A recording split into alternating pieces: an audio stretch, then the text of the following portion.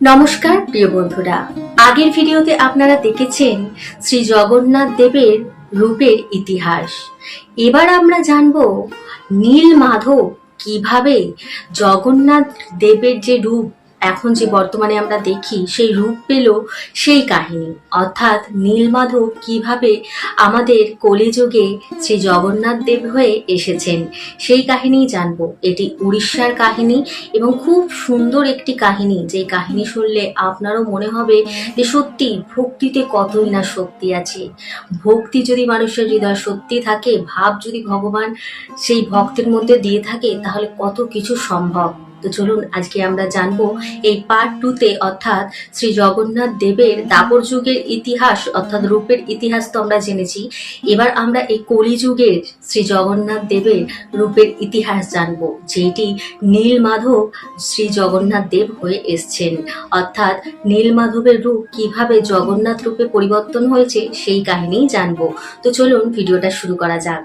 দাপর যুগে শ্রীকৃষ্ণ নারদকে কথা দিলেন যে তিনি জগন্নাথ রূপে কলিযুগে সকলকে প্রেম প্রদান করবেন, আর এও বললেন, আমি উড়িষ্যার পুরী নগরীতে জগতের নাথ হিসেবে পূজিত হব এবং সকলের কল্যাণ করব। চৈতন্য চরিতামৃত স্কন্দ পুরাণে বর্ণনা করা হয়েছে এই রূপের ইতিহাস। সত্যযুগে অবন্তী নগরীতে ইন্দ্রদম্ন নামে এক রাজা ছিলেন। তিনি রাজা হলেও তিনি ছিলেন পরম ভগবত ভক্ত এবং তিনি ভগবানের দর্শনের জন্য অত্যন্ত ব্যাকুল হয়ে থাকতেন। এবার বলি, সত্যযুগে ঈশ্বর দর্শন কিভাবে হতো। ধ্যানের মাধ্যমে হৃদয়ের মধ্যে ঈশ্বর দর্শন লাভ হতো। হাজার হাজার বছর ধ্যানের পর ঈশ্বরের কৃপা হলে তবে ঈশ্বর তার হৃদয়ে দর্শন দিতেন। তাই ইন্দ্রদম্ন রাজা যদি ঈশ্বর দর্শনের জন্য ধ্যানে বসেন, তাহলে তার রাজ্য কিভাবে চলবে? কারণ মন্ত্রীরা, রাজকর্মীরা কিছুতেই তাকে রাজ্য ছেড়ে দিয়ে যেতে দিচ্ছে না। অন্যদিকে রাজা ব্যাকুল হয়ে পড়েছেন ভগবানকে দর্শনের জন্য।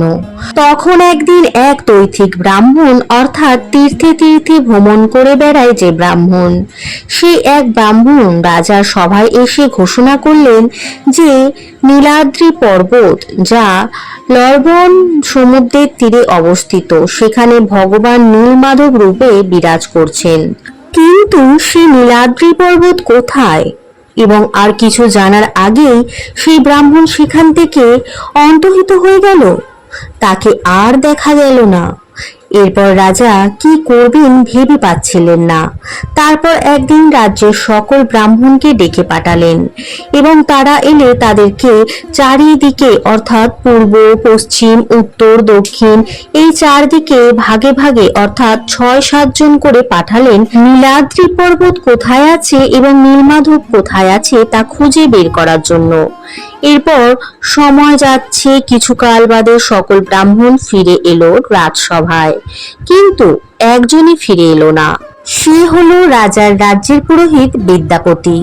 এদিকে বিদ্যাপতি নীলমাধবের অন্বেষণ করতে করতে এক শবর পল্লীতে উপস্থিত হলেন। শবররা হচ্ছে বৈদিক সভ্যতার বাইরে যাদের আমরা নিচু জাত বলে থাকি। অত্যন্ত ক্লান্ত হয়ে বিদ্যাপতি সেই শবরপল্লীতে এসে পৌঁছালেন। এরপর এক ঘরের দরজার সামনে এসে ধাক্কা দিয়ে কেউ আছেন, কেউ আছেন বলে হাঁক দেন। সেই গৃহ থেকে বেরিয়ে আসে এক অবিবাহিত নারী।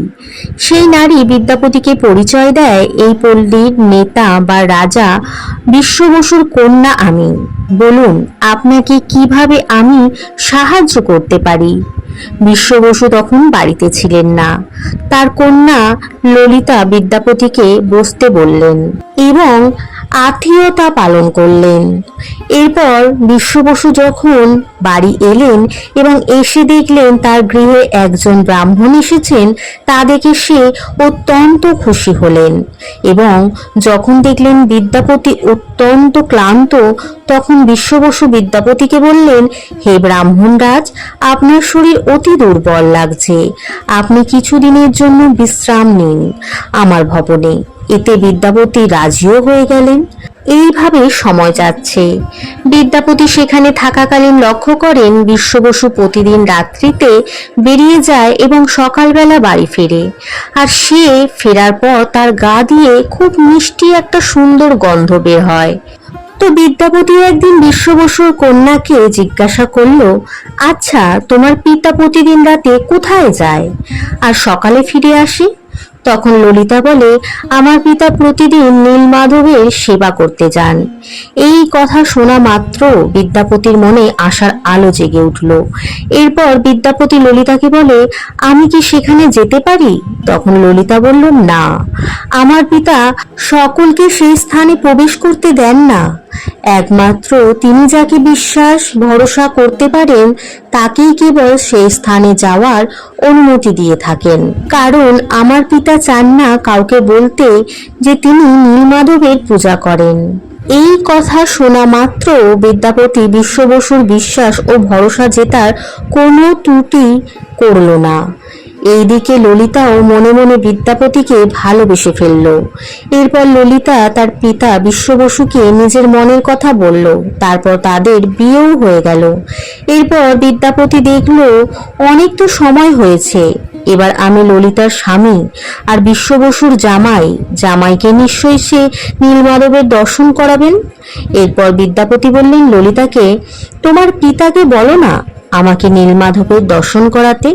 ললিতা বললেন, দেখো আমি যে তোমাকে এ কথা জানিয়েছি বাবা তা জানেন না, এবং জানলে আমার উপর রাগ করবেন, কারণ বাবা চায় না কাউকে জানাতে যে তিনি নীলমাধবের পূজা করেন। আমরা যে নিচু জাত, বৈদিক প্রথা অনুযায়ী ব্রাহ্মণ ছাড়া কেউ পূজা করে না, কারোর পূজার অধিকার নেই, আর আমরা তো নিচু জাত। এরপর বিদ্যাপতি বললেন, দেখো এখন তো আমি তোমার স্বামী আর তোমার বাবার জামাই, তাহলে নিজেদের মধ্যে কোনো কথা লুকিয়ে রাখার কি আছে? এরপর ললিতা তার পিতা বিশ্ব বসুকে বলল, আর বিশ্ব বসু রাজি হয়ে গেলেন, কিন্তু একটা শর্তে। তিনি বিদ্যাপতিকে নিয়ে যেতে পারেন, কিন্তু চোখ বেঁধে, যাতে করে সে জানতে না পারে নীলমাধব ঠিক কোথায় আছে। এতে বিদ্যাপতিও রাজি হলো। পরের দিন যখন বিদ্যাপতি বিশ্ব বসুর সঙ্গে যাবেন, তার আগে বিদ্যাপতি ললিতার থেকে এক পুটলি করে সর্ষে নিয়ে চলে যান। ললিতা জিজ্ঞাসা করায় বলল, পূজাতে লাগবে। এরপর বিশ্ব বসু বিদ্যাপতির চোখ বেঁধে হাত ধরে নিয়ে চললেন নীলমাধবের কাছে। অন্যদিকে বিদ্যাপতি কোচর থেকে অর্থাৎ সেই পুঁটলি থেকে একটু একটু করে সর্ষে বের করে ফেলতে ফেলতে চলল সারা পথ। শেষে উপস্থিত হলো নীলমাধবের কাছে। বিদ্যাপতির চোখ খুলে দেওয়া মাত্র সে নীলমাধবকে দেখে আনন্দে বিভোর হয়ে গেল। সে চোখ সরাতে পারছিল না সেই রূপ দেখার পর।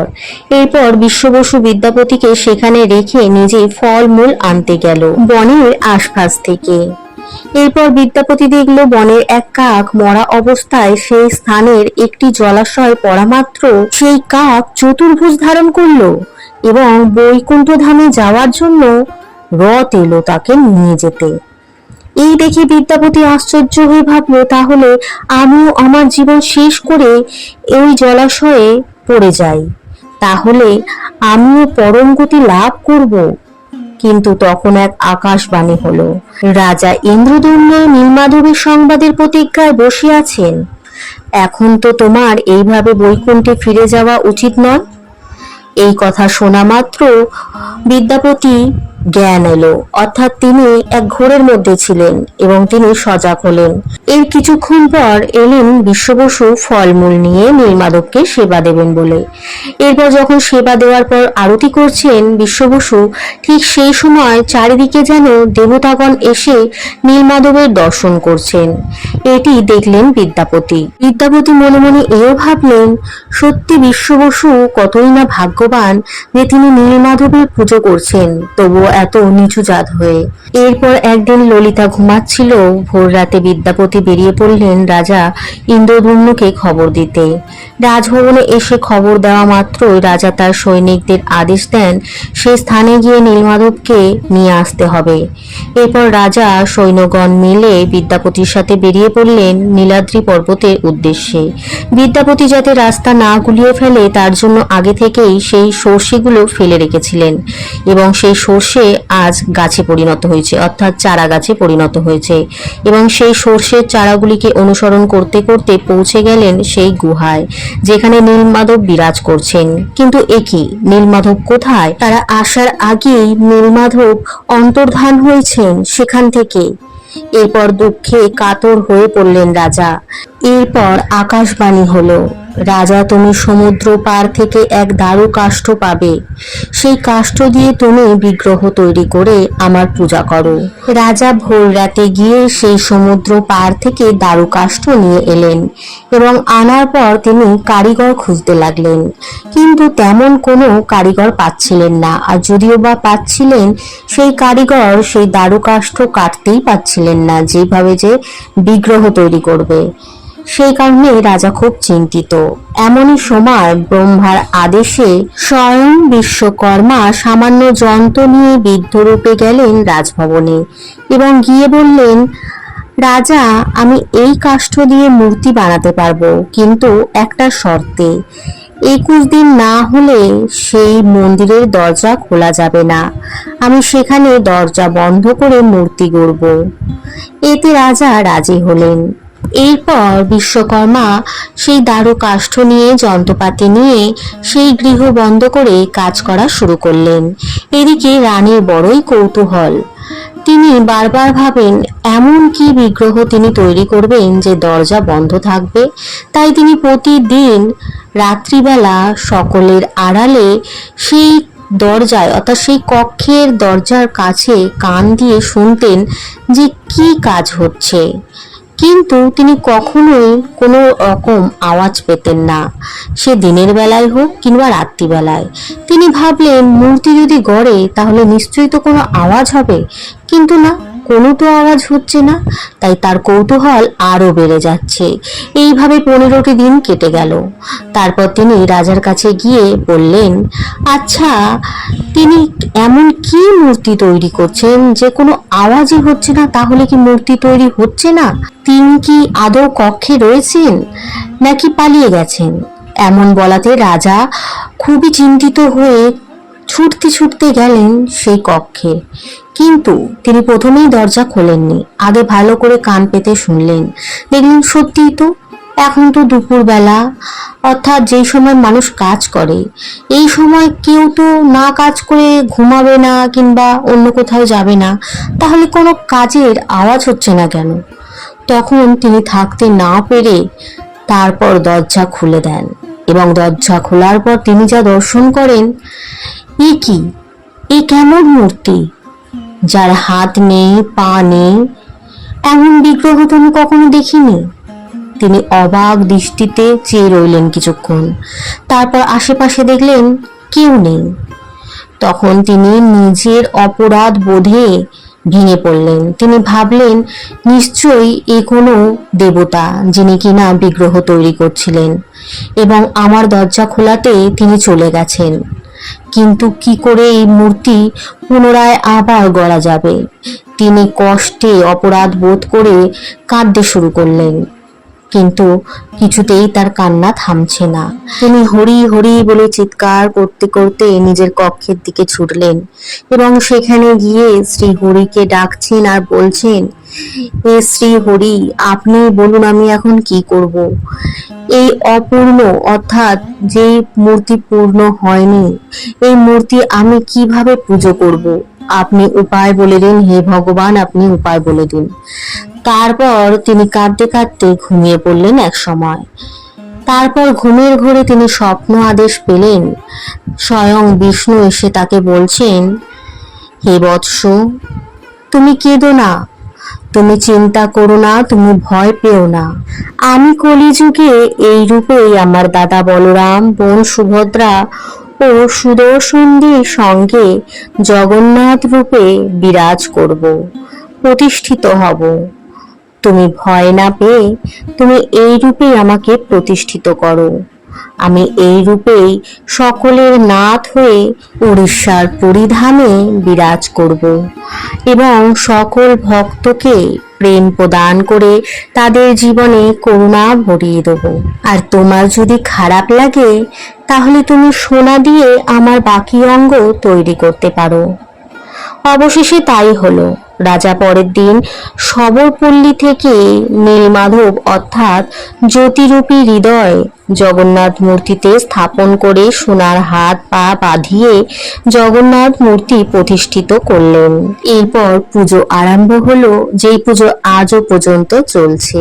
তো প্রিয় বন্ধুরা, এই দ্বিতীয় পার্ট অর্থাৎ জগন্নাথ দেবের দ্বিতীয় যে কাহিনীটি, অর্থাৎ প্রথম কাহিনীতে আমরা জেনেছি যে দ্বাপর যুগে শ্রীকৃষ্ণ কিভাবে এই জগন্নাথ রূপ ধারণ করেছিলেন।